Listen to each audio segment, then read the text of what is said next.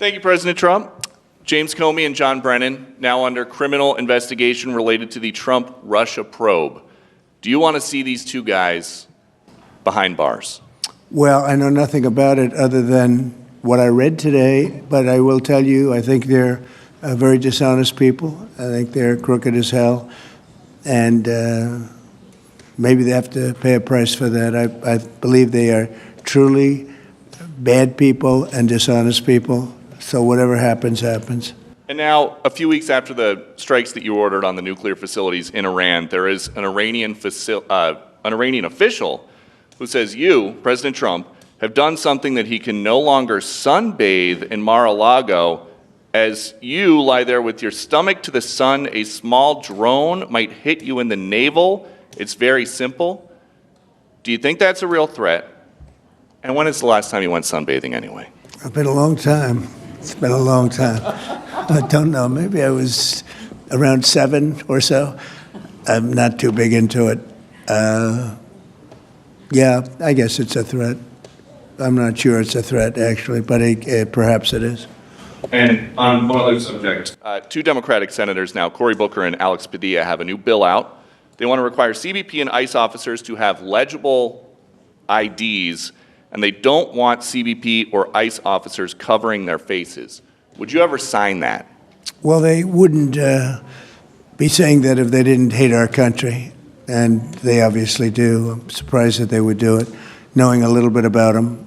I don't know them well, but these officers are doing a tremendous job. They're great patriots.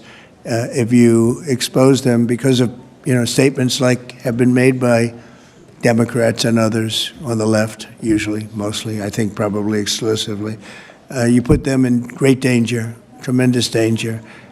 And it's sort of funny when people picket in front of Columbia, in front of Harvard, and they have masks on, more than masks. I mean, you can't see anything. Nobody complains about that.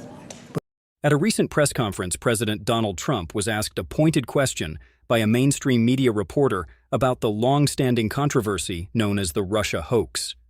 The term refers to the years-long investigation into alleged collusion between Trump's 2016 campaign and the Russian government, a narrative Trump has consistently rejected as false and politically motivated.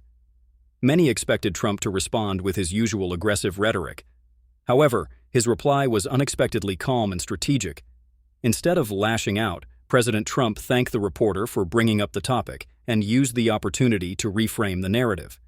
He reiterated that the entire Russia probe was a coordinated smear campaign, fueled by political opponents, biased intelligence officials, and a complicit media.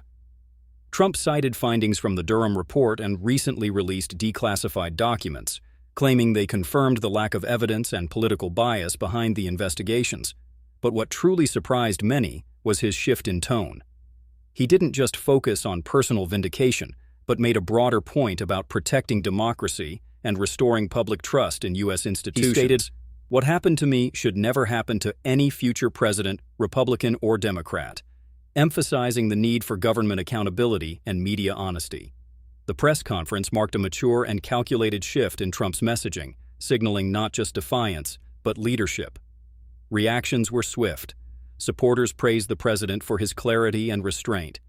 Even critics acknowledged that his tone was more presidential and unifying than usual. In essence, President Trump used a hostile question to pivot the conversation, forming a personal attack into a broader call for justice, institutional reform, and national healing. The moment stood out as a turning point in his second-term narrative.